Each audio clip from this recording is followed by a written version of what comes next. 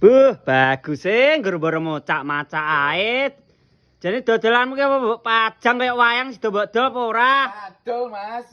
Tak kei paket mewah kanggo manten anyar ya to. Paket senuk. Paket senuk sing siji iki regane kerie.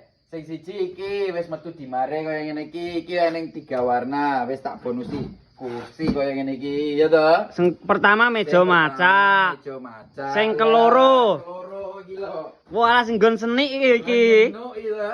Pas udan-udan. Sekali main 2 kali lonjatan lho, Mas. Jajan cocotan. Lonjatan ya. Oh, bahane wis genah nek pulpir ya. Iki kena di PP ya toh. Oh, kena dicepot. Genah.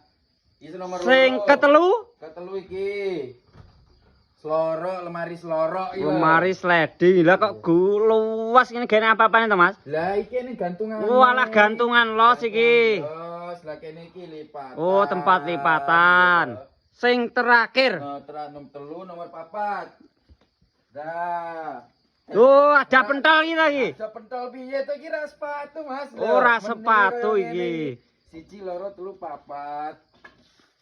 Arep tak apa neh? Regane pira? Regane iki kur 8.500.000. Ya to Jawa Timur, Jawa Tengah, Madura, Yogyakarta wis gratis ongkir. 8,5 oleh papat gede-gede paket senuk. Iya, paket senuk Mas Iki sing enek sing kurang iki. Sing paling penting iki, regane wis seruh, gratis ongkire seruh.